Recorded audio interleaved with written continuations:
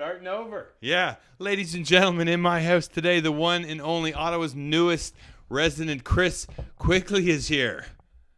Hi, Ottawa. So excited. It's like he's on stage. And, hey, look at me. Tip your waitress.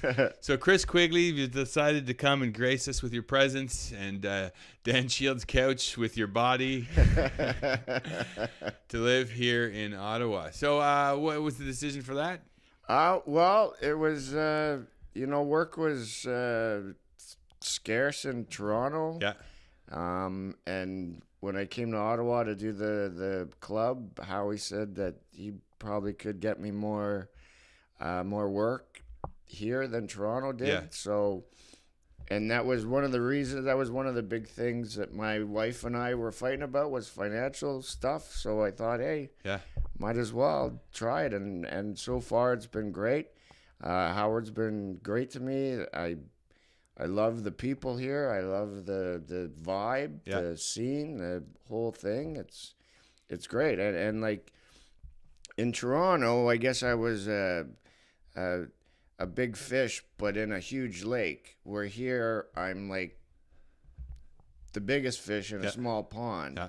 So, and I love to perform. I love getting these shows. I love getting a lot of work. I hate just sitting around doing nothing. So, yeah, so I'm happy to be here. I've been here, I was here for the summer, and then I had to go back to Barrie. I keep wanting to say it back to Ontario because I feel so far away. Where do you think you are? Where do you think you are? Well, it's 5.5 hours from Barrie, Yeah. so... It's a big province. Yeah, no, I know it is. Although from here in 5 minutes you can get to Quebec. Quebec, Yeah. I know that. So that's you can see Quebec. That's freaking me out. There's That's French people freaking right me there. out. It's weird. But they got cheap beer, so that's good. I like being close yeah. to Quebec. Yeah. Okay. So I picked you up. We got to tell people this story because I picked you up, and you said I was just in Quebec, and for 48 beer, 2 bags of chips, a bag of licorice, and what else? That's it. Two Two TV TV dinners. dinners. It cost $70 in Ontario. That's 83. Like That's 83 just with the beer. That's just the beer. Yeah, I thought you meant if the you price add of on, TV the whole dinners. thing, it would be $100. So $30 I save. Oh, so you saved way more than I thought. Yeah, that's Yeah, amazing. yeah. 2 TV dinners. I like that the 2 TV dinners I can guess last you 2 days, and 48 beer must be the same. Like you went over to buy 2 days worth of supplies and a bag of licorice. My treat. Oh, hey, cheers. What are we Cheers. drinking? We got beer. Oh, you didn't pour anyone for me. I didn't know you were having the same beer as us. Well, you're sharing my beer. It's a giant bottle of beer. We got a few here. As soon as the beer's done, the podcast is over. Not because of me, but I think Quigley will dart out the door. Well, you're driving me back. Yeah, so I won't. No, I got you an Uber. I got you an Uber coming. That's how you. I doesn't even know what an Uber is. Do you know? Have you taken an Uber in Ottawa? I have taken 2 Ubers in my life. So you have that, but you have a flip phone. How do you call them? No, I don't. I've had my friend get a cab or get an Uber for me. Okay. So I guess it was through his card or his phone or something. But Okay. I don't. I don't. You don't know what it is. I don't have the Uber app either. But I don't even know what an app is. I know so. people who do. Yeah, I know what an app. I know you know what a nap is. From, I picked you up at what time? 10 o'clock, and you're still asleep. So how, in your introduction the other day, 25 years in comedy. Is that 27? 27. Going on 28 in February. Wow. Okay, so let's do a little rewind. Get back into the Chris Quigley life here. Born and raised in which city? Oakville. In Oakville, Ontario, same province. And you come from a big family. Yeah. Go ahead. I have 4 brothers and 2 sisters. Okay, that is big family, right? Yeah. Especially, So you weren't on a farm or anything? No, no, didn't work on a farm. Yeah. Lived near a park. Mm-hmm. If that's Same thing. Yeah, Absolutely. same thing. Yeah, it's the same thing. Lived near a park. But yeah, the brother next to me, he died before I was born. Okay. And I just been learning about my brother actually recently because of the fact that I have a step grandson. And he's 5 years old, and that's when my brother died, was when he was 5. And there's a lot of memories that I have of this little guy that that I know, and I wanted to know more about my younger brother, or not my younger brother, my brother that I never knew. Yeah. And I asked the family, and because all I knew about him was that he got hit by a car, and when he was at the park, I mean, not after he got hit by a car, he wouldn't go to the park, but before he got hit by a car, every time he went to the park, he would take off all his clothes.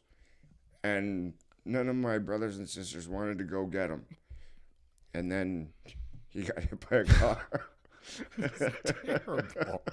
I know. What was started out as the most heartwarming, kindest, gentlest moment I've ever seen you in turned into a laugh. That's just you gotta bring sadness and make it happy. Yeah, tragedy plus time equals comedy. That's right. And that's probably been a few years. Yes. But it's probably happened 3 weeks ago. You're like my 5-year-old brother. So I didn't know him, but now I know he liked his favorite song was "Joy to the World." He loved school. He wanted to go to school so bad, but he had to start because of the fact he was born in March. He wasn't able to start school when I guess his friends or whatever. Mm-hmm. So he snuck in and went to kindergarten. Mm-hmm. And the teacher would always have to call my mom and tell my mom to come get him. Mm-hmm. That's nice. Yeah. Well, how did you find that out? And I'm like, well, because my sister told me, my eldest sister Jackie, mm-hmm. she told me that, and I'm like, are you sure she's related? Are you sure that he's 'cause related you were to us? sneaking out. Yeah, because I was sneaking out in kindergarten, man. Yeah. And he was sneaking in. He wasn't even registered. Wow. But he just wanted to go to school so bad. Yeah. And I learned that he was more artsy than athletic. Mm-hmm. And that's, there's a few people in my family that are more that way than athletic, but then there are some that are more athletic than artsy. Yeah. And so I've been learning a lot about my brother and that I never knew, and just realizing that he had a life outside of the family. Like, that's all I thought was he just was part of. Like, he just stayed in the house, pretty much. Yeah. Like, he didn't have a life unless he was at the park running around naked. Yeah, which is how I met you. Yeah. Well, like brothers. Yeah, in the DNA. That's right. Yeah. So that's incredible because I don't think we've ever talked about my story, have we? Do you know my relationship with my brother? No, you've never heard this before, and it's just, I guess, ironic the fact that you opened up here talking about your brother. I'll give you mine real quick. I know people who listen to this podcast have heard it 50 times, but that's okay. 1985, my big brother and I, he was 4.5 years older than me, sat down to watch the Super Bowl.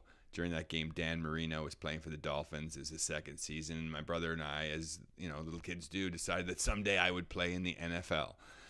9 months later, unfortunately, my brother passed away. He had a hole in his heart. Right, you did tell me this. Sorry, yeah. But keep going. Yeah, October 30th, 1985. And as a young person, the way I had of dealing with that was to speak to my brother and sort of, the dream we had together. I'm never going to give up, right? And there was no way, this kid from Ottawa ever should have thought he could play in the NFL, but I'd made this promise, and for the next 10 years was filled with mostly failure.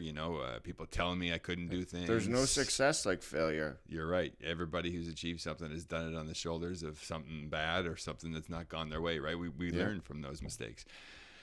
And I never gave up, and that was it. I just had this urge to just or motivation just to keep going. And on October 30th, 1995, I signed a contract with the Miami Dolphins. Wow! So to the day. 10 years. Wow! Oh my! Wow! Yeah. That's wild. And you know who told me I made the team? Dan Marino walked in the room and walked right over to me. He's a super nice guy. And he's like, hey, how's it going? You made the team. I heard, kid from Canada just came in and made the team. And I'm like, ah. Wow. So, yeah, unbelievable, right? There's crazier things out there than we know of that we can see and touch. Like the fact that it was 10 years to the day is probably not an accident, right? No, I believe that things happen for a reason. Mm-hmm. Like I think Ottawa for me right now is a reason, because I was going crazy back living in Barrie and being around the Toronto scene, and there's so many people in Toronto that are doing and people are willing to do it for cheaper. Mm-hmm. Like that's what bugs me about this industry. We're the only industry that the better you get, the less work you get, because people will do it for less. Right. And like you wouldn't say the guy's the best football player in the minors or coming up to the majors, and you're the best quarterback, but we got another guy that'll do it for way less. Right. Like they're not going to do that. This is like the only industry that has that. I'm sure there's other entertainment industries too as well. Yeah. How far were you in your career when you realized that? Just like the last couple years. Because, I'd say 2008. Like I was doing pretty good. And then 2000. What's that sound? Oh, it's us talking. That's the first time that's happened. Okay, sorry, go on. Mark's high, everyone. 2 sips of beer, and I can't figure out my own telephone. Man, oh man. The phone was on, and it was playing back what you were saying. I'm like, what? There's Chris Quigley's in my living room, too. See, that's why you need a flip phone, man. You got no Sorry problems about that. with it. That was no crazy. problems. I was like, everybody can hear that. You got no problems. Okay, so you were talking about Toronto, or recently figuring out that, Yeah, well, like I was doing well up until 2008, and then when the recession hit and stuff, work just kind of declined everywhere. Like for so many comics, not just myself, but so many, and it's hard. It was hard, and then but coming here to Ottawa just seemed like I needed to make a change. Yeah, I needed to change my way of thinking, as Bob Dylan would say. Yes. So that's often what it takes, right? Sometimes is just to sort of pick up and this is an exciting time for you then. This is exciting, right? A change. I mean, we've had lots of people on this podcast who've got, last week Jesse Reynolds was on. He just lost his job. He was experiencing this change at the same time that you're devastated and it's hard to make a change. It's exciting, right? Yeah, it is exciting. It's very, because it's new. It's like brand new. Like I was telling you before, every time, I mean, I've performed in Ottawa. I mean, I've been doing this 27, going on 28 years. I've been to Ottawa a lot of times. And like I said to you before, every time I had to leave, I never wanted to leave. I just felt like, man, I really like this city, and now I'm here, and now I don't have to go. Yeah. I mean, I'll still have to travel, to Ontario. Someplace in Ontario. Yeah. But no, I love it here. I love the people here. They've been great to me. The staff at the Yuck Yucks has been great. The comics that I've been meeting, great comics. The talent here is amazing. Yeah. Like I'm amazed every time I come, go to an amateur night or seeing an opener or whatever. I'm like, wow, there's a lot of the caliber of talent in Ottawa is great. Any open mic you go to, you're going to be entertained, right? There's going to be either someone who's doing really well or quite the opposite, which is exciting to see too, because this to get up on stage and to try is entertaining for sure. But like you said, there's so many people who can make you laugh in this town, and people don't 100% realize that, and that's whatever. If you go to a club, which are usually busy, the 2 clubs in town are usually busy most nights of the week, but every night of the week there's an open mic somewhere. Can go either in like pay nothing, pay what you can, $5, and have a great time for an hour and a half.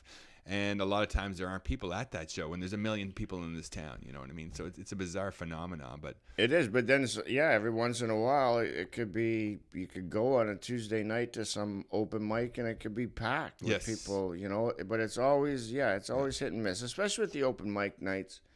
I mean, because sometimes, I mean, yes, the caliber here is very strong, but I mean there are times where there's going to be comics that aren't there yet, right? And so if there's like 4 or 5 of them on a open mic night, and these people say they paid $5, and they see this show, they're gonna feel like they got ripped off, and then they're gonna, the next time someone asks them, "Hey, you want to go to a comedy show?" They're gonna be like, "Nah, we spent $5, and you know it wasn't that great, $5, or whatever." But still, right. I mean, you could. I mean, sometimes there's guys that are like, I see this in Toronto and that area. All these up and comers, you know, some of them are you know, fairly good, but they're not up to the caliber that some other people are at. Yeah.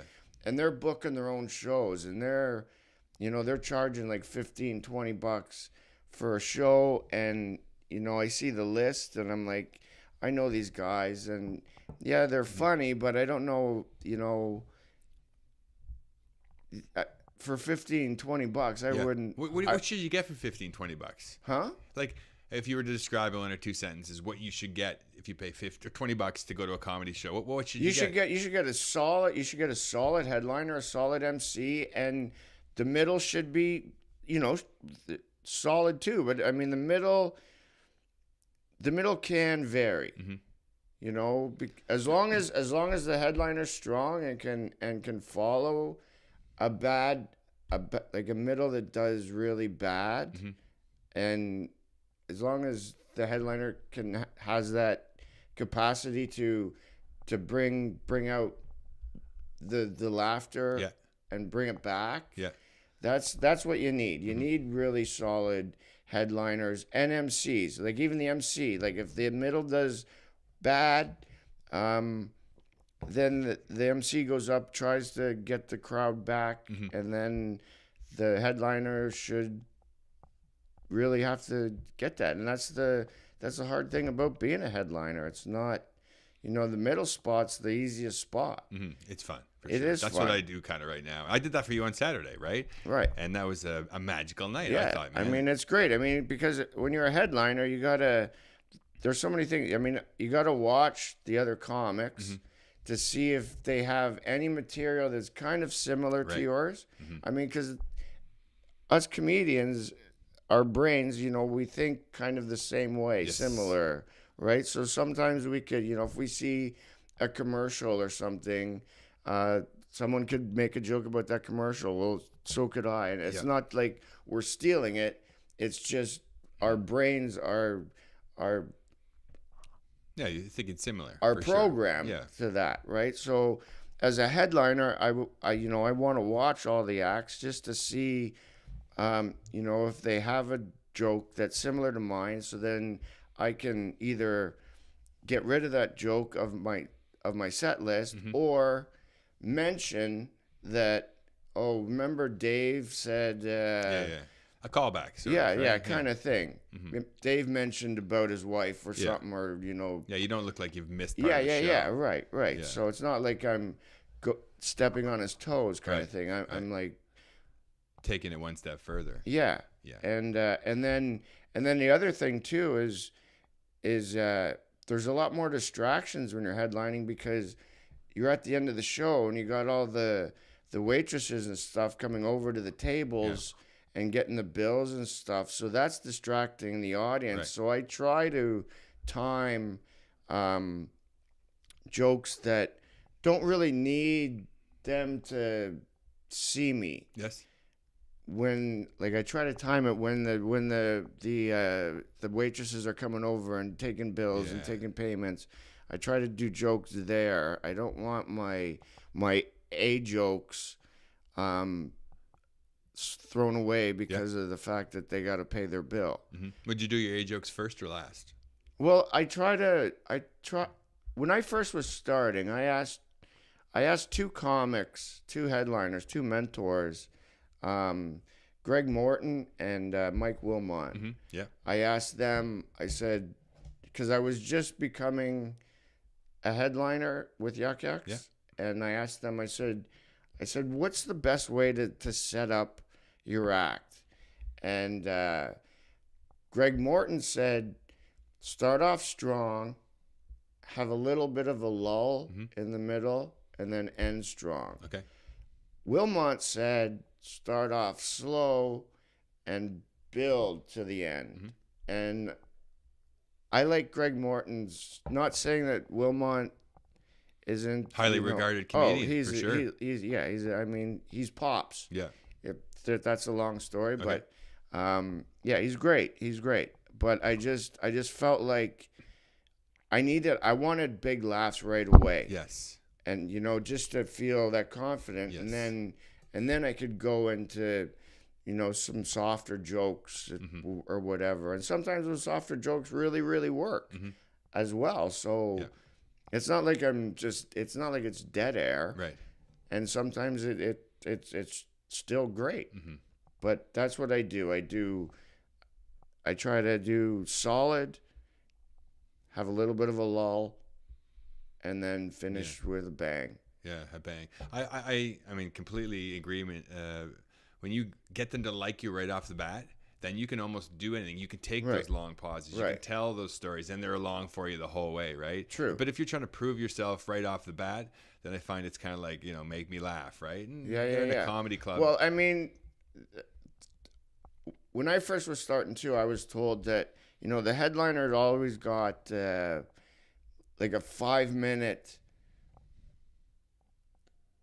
giveaway kind of thing. Like the audience is like, grace okay, you're the period headliner. kinda. I'll give you 5 minutes. But if you're not funny after 5 minutes, then Right. then I'm going to be disappointed. Yeah. So yeah, you can talk your 5 minutes, and I mean the show that we did together. I mean, I riffed on you and Rochelle, Right.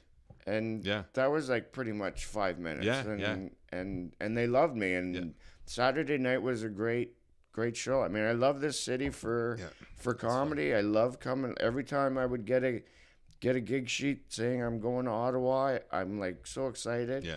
And but coming down, man, driving back, because I always have a come down. I mean, it's such a high Yes. doing shows, but the come down is hard. Right. It's equal to the Yeah, high, right? like Sunday's not too bad, but then I'm driving 5.5 hours back home Sunday, so it's not. But I'm still not. But Monday, Tuesday, man, just the not feeling. Like that song, Turn the Page. I'm not playing star anymore. I'm just a normal human being. Yeah. And it's tough those couple days. And then the more days that you have off, it really gets to you. And that's why I love being out here, because even if I have days off, I can, go to the club. I can do open mics. Yeah. In Barrie, there's only one open mic. I mean, granted, Peter Smith has been doing great at it, but that's it. Yeah. And there's and I got it, like when the Yuck Yucks in Barrie closed down and there was no comedy club, I did a open mic night at Wild Wing in Barrie. And at that time, there was no comics there. There was me, Mark Trinidad, who's a professional, about 20 years, Okay. and Blind Mike, this blind comic. Oh, yeah? Who I like it already. yeah, he was interesting. Let me tell you. I'm sure the Barrie people will be able to tell you about that. But then, doing an open mic, it was so tough because of the fact that there was no comics. I mean, but then a couple comics came, like Jeff Faulkner, who's a great guy, great comic. He came out, but most of the time people had to come from Toronto, Right. or I even had people come from North Bay. How far a drive is that from Toronto? About an hour. Driving an hour? Yeah, but I mean, 5 minutes? yeah, but I mean, comics, like that's what I say. I mean, if you it's like Field of Dreams. If you build it, they will come. Yes. You know, That's and right. that's, you know, wherever there's stage, people will come. Yeah. And, you know, I had a lot of friends come and help out. You know, I had Cedric Newman and Roy Day, Alex Bavone, even Jim McNally came by, and you know, I had a lot of, but it was tough trying to find Mike Poots. I tried to find people close to that area, and it was hard. And just the fact that these people came from a distance to come help me out. Yeah. It was cool, and I mean, it was tough, but it was. I only did it for about a year, and then I was like, yeah, this is. And then Peter Smith, he started doing one, but at that point there was a lot more, like, local comics. Yeah. You know, so it was like a bigger thing, and he's done great with it. I mean, you know, I started the open mics in Barrie, I'd say, but Peter Smith has perfected it. Yeah. Like, it's amazing what we'll do for like 6 minutes of stage time, yeah, right? totally. Oh man, like I remember when I was starting, man, I'd go anywhere. Yeah, for 6 minutes. Yeah, and it's hard to get better doing 6 minutes. That's right. Right, like my speaking career started 9 years ago, and I would have an hour. I would do an hour a time, right? So when you go up and you speak for an hour, you get good at talking to the crowd. It's second nature. What you're doing becomes second, or what you're saying becomes second. Totally, right? Like that's like doing opening spots and only having 10 minutes, since I'm used to doing between 35 and an hour. Yeah, what do I do, right? Yeah, like I got, because in my hour I got it all right. How do you? I got it all mapped out. So if you got to do 10 minutes, 15, what do you think? 20? What's most of the middling? Like 20? 20. 20. So when you got to do 20, do you do the same sort of formula, like hit them hard and then tell them, slow it down and then build back up to a big finish, or is it? Well, I mean, I only got 20 minutes, so pretty much I would try to be solid the whole way. Yeah. Because you don't have that. I mean, when you're a headliner, there's already been, say, 50 minutes taken. So the audience is getting tired. Yeah. So you have to work. But, I mean, being a middle, there's pretty much only, 15, 20 minutes before they go on. Yeah. So I would want to hit them hard all the way the whole for time. 20 minutes. Yeah. I guess that's the goal. That's sort of what I'm at too, right? Like it's, I don't want to take them down to the slower version. Although I do have stories I do like to tell that can dip down and. No, I mean think. like when we worked together this weekend, man, like I've seen you a few times, and I gotta say you've come a long way. You've really progressed, and you're trying new things too, which is good. Like you gotta. I love the experiment, right? I think you got to be heading into every time you stand on stage. There's got to be something that you're doing, right? Something that you're working on, some angle. It can't just be like throw it out there and see what. It's always got to be I'm doing this and I'm going to work on this and I'm going to try that, and then even if it's just one small part. And then you get to that part, and hey, it worked because I thought about that, the whole bit. And then you got to piece all those little parts together, right? Exactly. It's such a complicated craft. And you mentioned the high of the stage, like you're on that weekend and you're a star. And then look at me, I'm Chris Quigley, and people want to talk to me afterwards. It's funny, the dynamic is very strange in a comedy club, how you can be walking around beforehand and you're just this guy standing in your way, right? I mean, when I came here in the summer, like the first time I thought it was just a coincidence, but I got twice. It's because I had a longer beard. I had a gray beard. I mean, I was going through some crap at home and stuff, so I wasn't really paying attention too much to how I looked. Yeah. But this morning you're well, well groomed. I'm on this podcast, So, but two people said that I look exactly like this homeless person on Yeah. Elgin Street. Yeah. So So they spotted you. I'm thinking, You're famous. yeah. I wonder if people go up to him and go, "Hey, tell me a joke." Yeah, great set last night. Here's a quarter. Yeah. Yeah, there's a Hey, public I shower saw you over last there. night at Young Jacks. You were great. But that's, I mean, despite the fact, if you didn't, like, you dress nice when you get on stage, you usually have a nice clean shirt on, but you do have this image like, yeah, I've been drinking since noon, right? Like, that's part of your character. But that's right? that's who I am. Yeah. So that's who you are. There you go. That's who I am. Right? Isn't that amazing? Yeah, you can't says it change all. me now.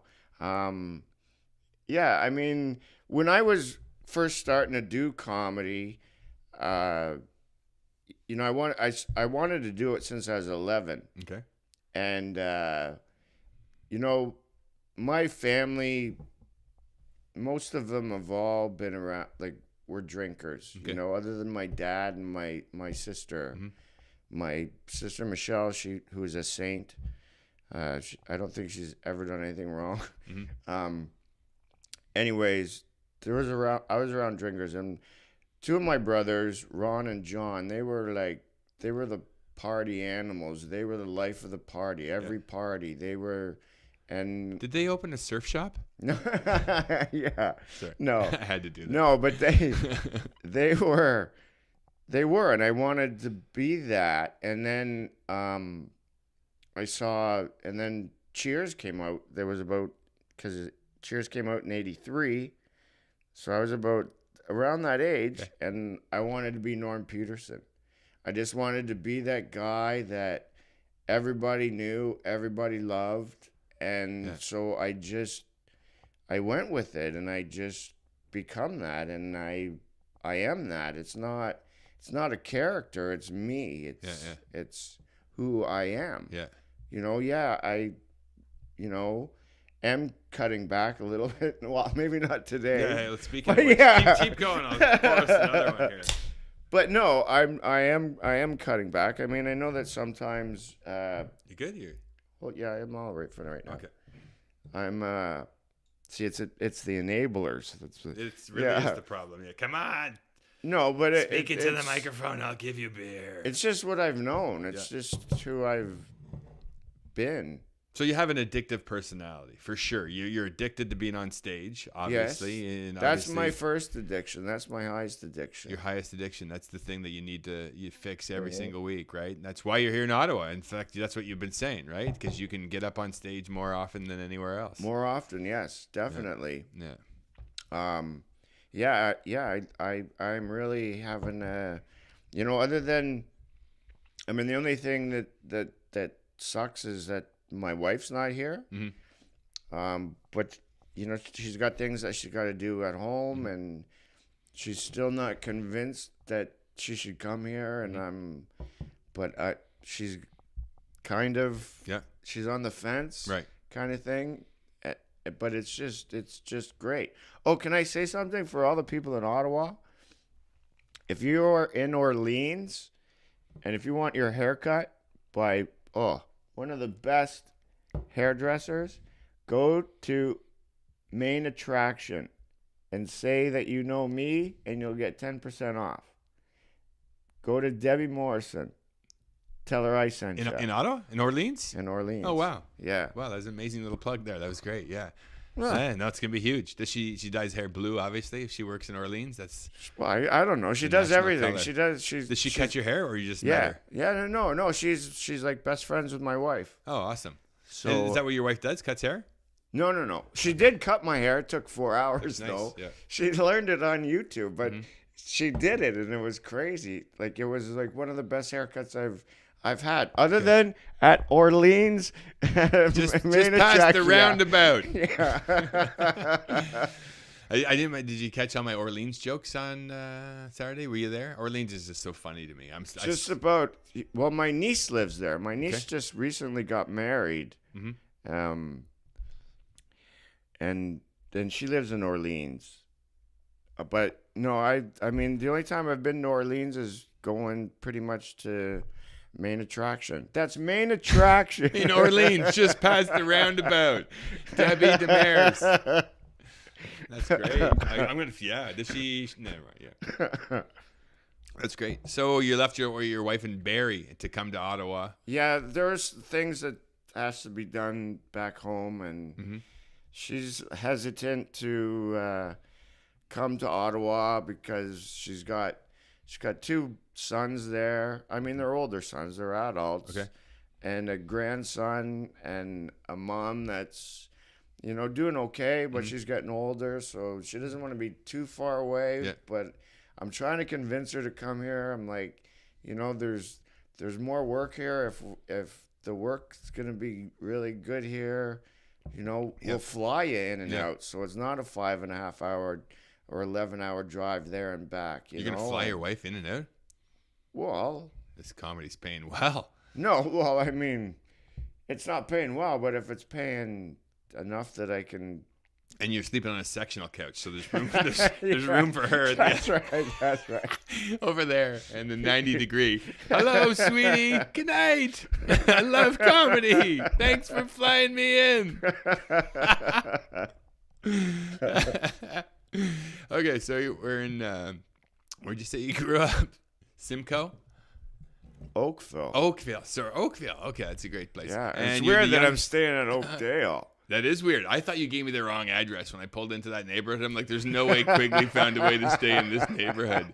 There's a nice spot, cool house. Dan Shields' place. Yeah, I like that spot. He's a great guy. Great guy. Westboro, too, which is another part of my act for sure. Yeah. The Westboro Birkenstocks. That's right. I'm in the posh area, people. Yeah. You took an airplane here. It took 5 hours from Oakville. So you're in Oakville. You're the youngest of 6. 7. There's another one already while we've been talking. And what age did? Okay, go on. You were gonna say. No, something. I was just gonna say I said 6 before because my one brother died. Well, actually another brother died too, but that was that was later on. I knew him. Okay, what age did that happen? That happened. Why are we laughing at the death in your family? You gotta laugh, man.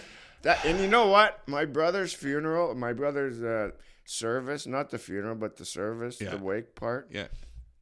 I had to do the eulogy, and I gotta tell you, it was by far the proudest thing I've ever written. Okay. You only got to use it once. In my whole career. Well, wait till your next brother dies. You're gonna kill. What am I gonna do?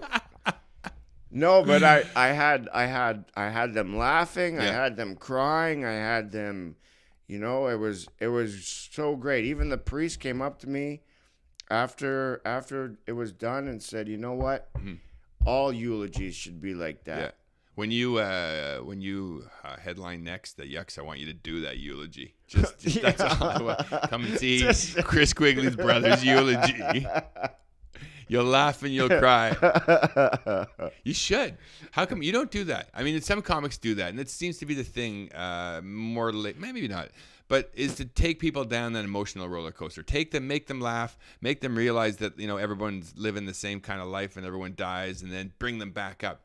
Yours is laughter the whole time. Is there any consideration about doing something about that?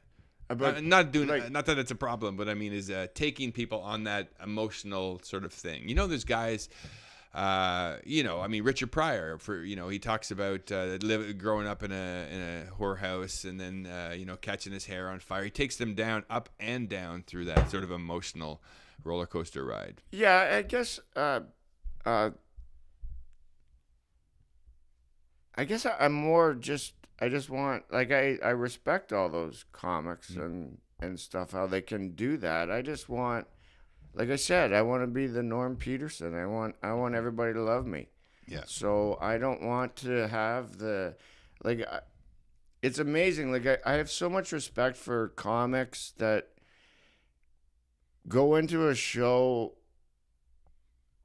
with a 60% chance knowing that a lot of people aren't going to like them, but they still do their art. Mm-hmm. And I respect that. Mm-hmm. I can't do that. Mm-hmm. I have to have everybody to like me. Mm-hmm. That's just how I am. That's just who I am. Yep.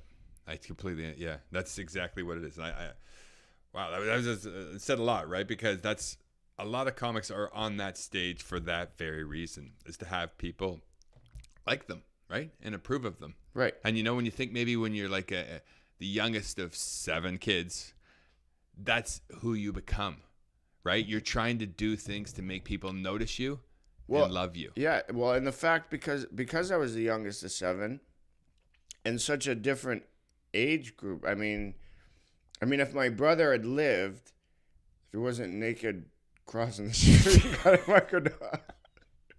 No, but if my next sister,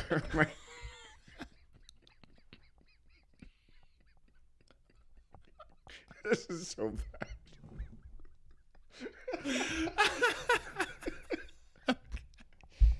My next sister's 10 years older than I am. So, wow. That's a big so difference, yeah, so there's like 10, like my eldest sister, I think, is 22 years older than me. Holy jump! Is this the same father? Yeah. Well done. Hey. Yeah. It's virile. Irish Catholic, stud. man. Yeah. Irish Catholic, man. Wow. This is before Netflix, too. This is just like, yeah. I'll tell you what you're getting tonight. It's the same as last night. So 22 years. Yeah. So growing up, I didn't realize, like, I thought I had 6 parents because they were all so much older than I was. Okay, yeah. I didn't, they weren't really brotherly, sisterly, and like it was so weird. Even to this day, I'm kind of weirded out about, telling them about or smoking joints around them or, this and that. And even though they know and they've been there and it's just, They've seen the act. yeah, I love my brothers and sisters and my whole family. I love my nieces and nephews, but I just feel like, I don't know. And then now that I found out about my other brother and how my mom had me, the doctor told my mom to have another child so she wouldn't go insane. Mm-hmm. Wow. Because she was going nuts. Really? So my mom had to.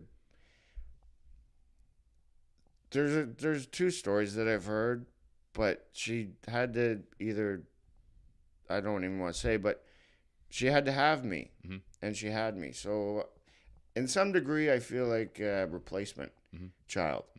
And but I still love my family. Like, I love them to death. I would do anything for them.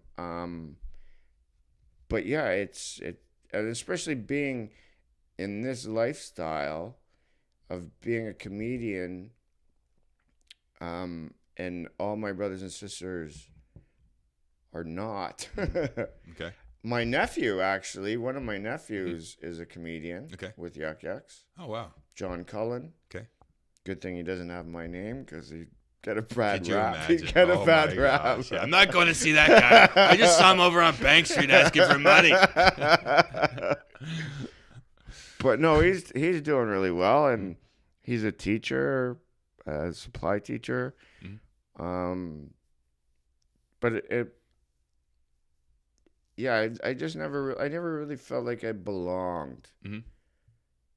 But I did, kind of thing. Like, I felt like I belonged, but I felt like I didn't belong at the same time. Yeah. And yeah. That's pretty much what teenagers feel like, I think. Pretty much, everyone. But I still feel that way. Oh, he's still. I'm 45, yeah. and I, yeah. Like, I still feel like, when I talk to my older brothers and sisters, it's not like I'm talking to my brothers and sisters. It's like I'm talking to parents. Right, and you're trying to get their approval. Yeah. So what is it in your mind then? Because everything's in our minds, right? What is it in your mind that you can do or achieve where you can then have a different sort of relationship with those people? Like, almost like, see, it's worked out for me. You know what I mean? Because when I have a lot of comedians on this podcast, and my question always is, what's next? What's the goal? And a lot of them say, you know, I just want to keep doing this every single day. And then others will say, I want a certain festival or something. But in my experience, the ones who have done it the most and been the most successful want to keep doing this day to day. And that's it. Yeah. I mean, that's what I mean, like, I wanted to do this since I was 11 years old. And I became professional when I was 19. Mm-hmm. And it was like, that's all I wanted to do. Mm-hmm. I wanted to do that. And I did that. Mm-hmm. So I'm like, all right, I'm done. Mm-hmm. You know? Yeah, right. And so there was really nothing, you know, I didn't want to, I mean, the comics that I was, you know, first starting with, like Darren Frost and Johnny Guardhouse and Ian Sirota and that, they, you know, they were doing acting and stuff, and I didn't want to act. I didn't want to be in a commercial. I didn't want to be, and the reason why I didn't want to be in a commercial, the main reason was I went out east. My first maritime tour, I went out with Johnny Guardhouse and Carrie Talmadge, which was probably the greatest tour that I've ever done. It was so much fun. And then when we got back, we were out there for about 3-4 weeks. And when we got back, I was at this bar in Oakville, and this guy recognized me. He goes, "Hey, I was out east. Mm-hmm. I saw you guys at the show. It was you, Carrie Talmadge, and the guy from the Colgate commercial or something," because Johnny was doing a Colgate commercial or something. And right then, I was like, that's why I don't want to do commercials, because I don't want to be known as the Colgate guy. Yeah.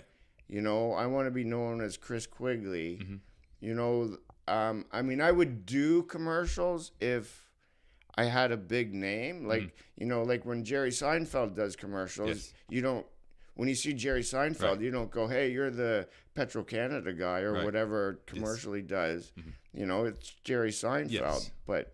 But am I, you know, I'm not well known. Mm-hmm. I'm a little bit known, but I'm not well known. So, but I don't want to ruin my name doing something someone else has written for me, and because I have a look too. I mean, that's the thing with commercials and stuff. It's not, you don't really have to have any talent. Right.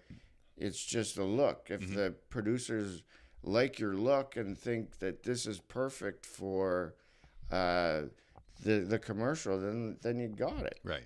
I mean, there's totally a difference between staying on stage and saying your words, the words that came from your head. And you mentioned it earlier, and it's a key point, I think, is to be yourself. The closer you can be on stage to yourself, the more successful you're going to be, right? Mike Wilmot told me, he goes, you got to be yourself, but to the 10th power when you're on stage. Yeah, that's good. So you're not, it's just, you're yourself, but you're yourself on stage. Mm-hmm. So you have to be a little bit more. That's right. You know, but you're still that person. Yeah. It's so key though. And when people start out, they always try and it's the way to do it. Basically, you know, is to try and be the person they admire the most on stage, right? Like, you know, hey, I'm going to be like Richard Pryor. I'm going to be like that guy. And then you kind of figure out your own sort of way. And once you realize that people will laugh at that, then that's when things get exciting and fun, right? Right. Totally. Like like just the different things that I do on stage, you know, even not meaning to do, and people laugh. People laugh, and I'm like, oh, I didn't even really think that would work, but it does. So that's interesting. Yeah, there's so many. It's 'cause you're and yourself, a lot of times, I tell comics this too. A lot of times, when I think a joke, when I think of an idea for a joke, and I think this is hilarious, and I go on stage, doesn't do so well. Okay. When I write a joke thinking, it might have something, go on stage, it kills. It's kind of a weird thing. I think it's the confidence thing. I think if you have too much, confidence is good in comedy.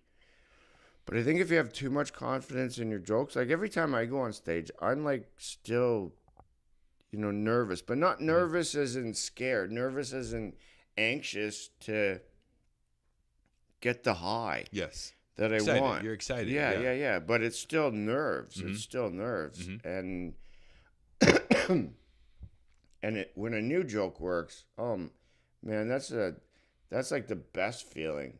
I mean, you could do jokes that you've done for years and they work great and you feel great, but when you do a new joke, Yes.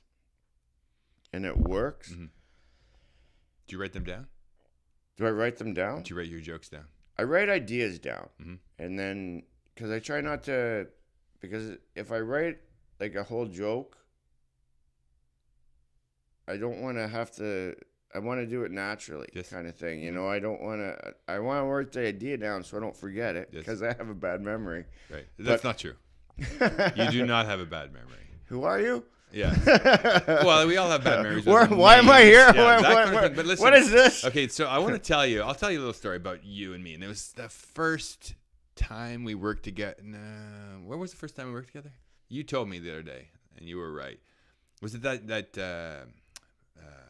like a party somewhere or something? No, we did it with Mike McDonald at Petawawa. That was the second time. That was the second time? Because you kind of got pissed off at me because I didn't remember you from the first time. I don't remember that. Okay, so one of the first times I met you, okay, because you have this character as a guy who's been drinking since 11, as we've established, and it's 11. Well, oh my it's god! getting earlier, The more we talk, oh my god! Oh, that's the character. He's been drunk all fucking night. The truth is, he doesn't ever get sober. Okay, so you did this thing. It had to be the second time because I know why. I knew the joke that was coming, and I thought you were screwing up. I went, he's in this, he's drunk because I bought the character. You may have been drunk, but there was the character. No, I don't go on stage drunk. I portray that. Yes. I mean, yes, I'll have Right. a couple beers, but I never go And I on. thought, yeah. Well, there's been an occasion Yeah. or two where Yeah. I have overdone it, but yeah, no, I don't want to perform drunk. I don't like performing drunk. I like to have a little, Right. a couple beers Yeah. before a show. But yeah, no, you have I to can be in portray it. Yes, you have to be in control for sure. And you were portraying it. And I thought you'd screwed up your joke, but you had changed your joke to provide for something else that was happening in the room. And when you're saying I don't have a good memory, you're the way you tell your jokes are almost word for word from one set to another. And then you can flip them around like that. And so to be able to do that while you're being this drunk character is very impressive. So when you say, I don't have a good memory, my brain's not, your brain is fine, and that's what's led to your success, right? I mean, we all have addictions and impulses and other things. Maybe right? it's just that part of my brain. It that is. works. That's exactly what I'm saying. You're That- very limited. That's the good. Yeah, it works. That's all right. That's all right. What did you say earlier? Maybe it was on the drive here. You're like, it's a fine line between genius and psycho or whatever. So, Yeah. You're walking the line. It is. Well, I have if we're gonna go back to family, I guess I'm gonna go back to family. So my brother died when he was 5, and then I was in a serious car accident when I was in grade 3, so I was like 8 or 9. I was serious. Like I was in a coma for about a month. I was read my last rites. Wow. And just knowing like now that I'm older and realizing, being around Debbie's 2 boys and the grandson and stuff, and just I'm like, wow, I could not imagine what my parents were going through after losing one child. Yes. And then almost losing another child that I kind of and I'm cool with that replaced the first child. And I just can't imagine what they went through. And the great thing, the strongest thing, like my dad and mom are the strongest people. I mean, my mom's passed away, but my dad told me that the way my brother died, there was a park and there was no 4-way stop, but he knew that to watch for both ways, the cars. So he watched one car went by, and then another car went by, and then he went out and he didn't see another car, and that car hit him. And the car was driven by a teenager who just got his license. And my dad actually went to his house and said, this is not your fault. This was an accident. That's crazy. That's terrible. I mean, I don't know if it, like, man, I don't know if anybody, not a lot of people would be able to, No. You killed my son, I'm going to forgive you. Yeah. And then say it out loud, right? Like to put those words together and walk up somewhere and do that. Don't think I could do that. Not for a long time. It would take many years. I could barely speak about, well, after my brother passed away, and this is not even the same kind of story, I couldn't even talk about it till I started going to schools and telling the story, right? Yeah. So 20 years later, 30 years later, like, that's huge, man. That's a big deal for sure. Wow. And as a father, I realized Yeah, I have that a dent in my head. from your car accident. Yeah. It was a weird, it was almost kind of like it was meant to be, almost. Mm-hmm. I remember the whole day. My brother Ron, his wife Anne, and my two nieces, Jessica and Becky, we went garage sailing and spent all day, and then we came back to my parents' place, and they said, my brother Ron said, oh, I'm going to take you to, my friend's having a barbecue, and we're going to go, and I was, because of the fact that I'm so close in age to my nieces and nephews, Mm-hmm. that they were kind of like bugging me, they were like brothers and sisters, younger brothers and sisters, they're just, so I didn't want to go to this barbecue. So I run into the house. I tell my mom, I say, I don't want to go with Ron. I want to stay here. And my mom said, no, your dad and I are going out. And then I said, well, what about Michelle, my older sister, who still lived at the house? And Michelle never went out. Never, ever went out. But for some reason, she was going out that night. Mm-hmm. So I had to go.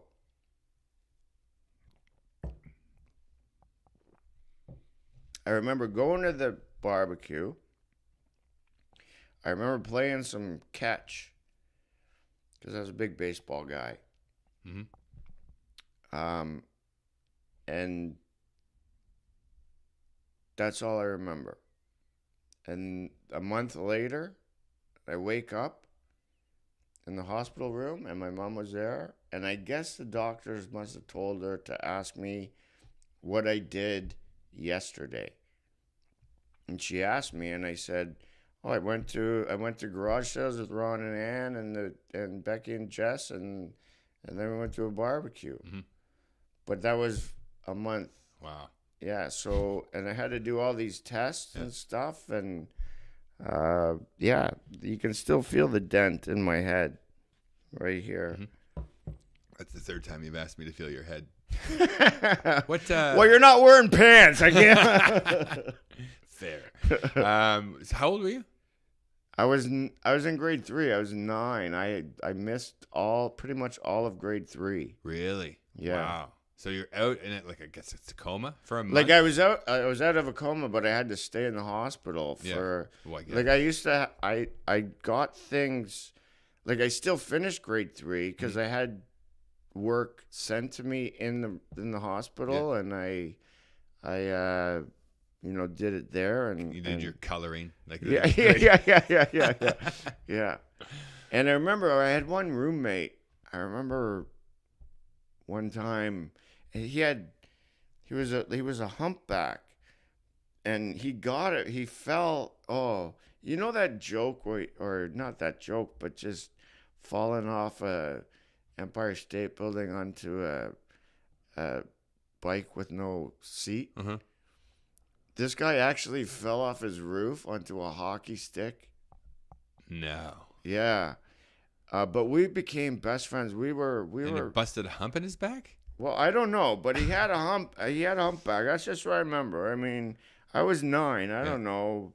I don't know. Yeah. But we would cause all kinds of trouble at the hospital because we were there. We'd run around and, we would press the emergency buttons and stuff. Yeah. And it's interesting that you mentioned that because a lot of, I've heard this before, comedians have suffered some sort of a head trauma at some point in their life. Have you heard that before? No, but I mean, I've also heard that, I don't know so much head trauma, but yeah, good point. Back to Bob Dylan, every beautiful thing, there's been some kind of pain. Mm-hmm. Yep. So whether it's a head injury, whether it's, a tragedy in the family or, it just, and if you can bring that, I mean, I've had some friggin' shit happen to me, and if you can just bring it to life and so it's not eating you alive, you can get it out. Yeah. In a way, whatever way you can. Mm-hmm. Whether it's music, comedy, acting, doing dishwashing, whatever it is, mm-hmm. gardening, whatever. Yeah. You just gotta take that energy and put it out. Yeah. That's what it's all about, right? That's what the whole art is all about, is actually expressing yourself, and it's more totally. It's almost it's a therapy, right? You do it for yourself. It totally is. Right? It totally is. You're trying to like when things, like I tell comics this, I'm like, if you're a happy person, you're not going to be a good comedian. Mm-hmm. You have to be miserable. Yeah. You have to be, I mean, not miserable, but you have to have some shit. You have to find that shit for sure, right? Yeah, because we all experience it. Yeah. A lot of people have learned just to gloss it over, and I mean, it's a positive thing, right? To learn to deal with it. But I think when you get up on stage, and then once you get to a certain level, you got to find that part that, and then take those people on that similar ride, right? Like, this is how I overcame it. Everything that bad happened, that's bad that's happened to me, I try to make a joke out of it. Mm-hmm. Like we've been joking about my brother dying tonight. Exactly. Or today. Mm-hmm. Whatever, I don't even know. Yeah. I'm in another country. It's the province of Ontario. It's so vast. Will you drive me home to Ontario? I sure will. I'll put you on the bus to Ontario. And your wife will come by airplane later. Our wives have the same name, by the way, Debbie. Really? Yeah, so it was a bit creepy when you were talking about Debbie. Wow, like, yeah. Really? You're Debbie's, I get it. She does live in Ottawa. That's why I don't see her very often. Always in Barrie on travel, on work. Yeah. You're going Could you imagine? We just discovered here now. Yeah, you're looking at my family pictures, and you're like, "When did you take this with Debbie?" And I don't even get it. Neither of us get it. Yeah, that's Debbie. Yeah, that is Debbie. Just put the picture back. Oh, you got another picture of Debbie over here. Yes, I do. That's Debbie.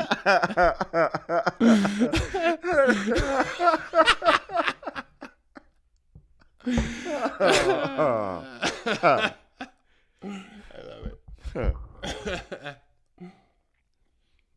Well, you know what? That's been an hour and 5 minutes. We did an hour and 5 minutes. Yeah, that was beautiful. Let's shake that hands. Was awesome, that man. was awesome. That was super awesome. That man. was fun. We'll do it. I'll Cheers. do it again. Yeah, I'll do it again. We'll definitely do it again. Hey, when I, start living the life in Ottawa, that's and right. I'll have more stories and stuff. I'm gonna have to put a hood back on your head and take you out of this neighborhood so you know That's don't know where I live. So I don't know. Yeah, I'm just gonna close the trunk for a minute, Chris. Yeah. You'll be home in Westboro soon with Dan Shields petting your hair. Yes. That's a great opportunity, man. Don't blow this one, all right? He's got 2 dogs and a cat. It's a dream come true for you. I know. I love them both. Yeah. All of them. And he Feng Shui. You're staying there. Feng Shui. Who's actually watching? I see his name on there. So that was great. I'm going to turn this off so people can't hear what we're saying. I just want to tell Feng Shui. That's your nickname. Feng Shui.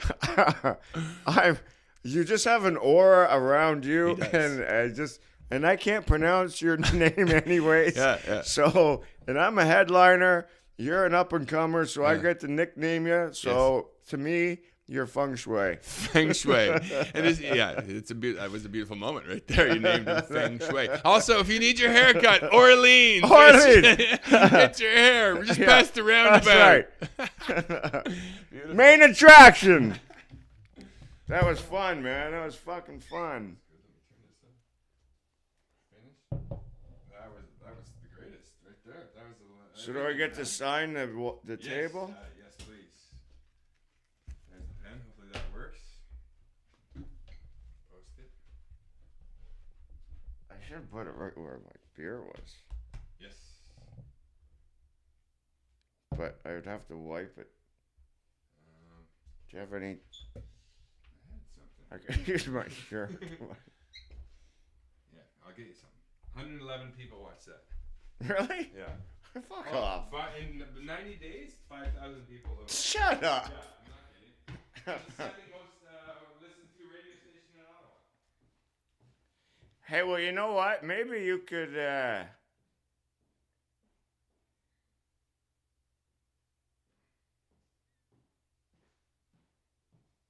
Maybe it might be. Maybe you might want to work with me and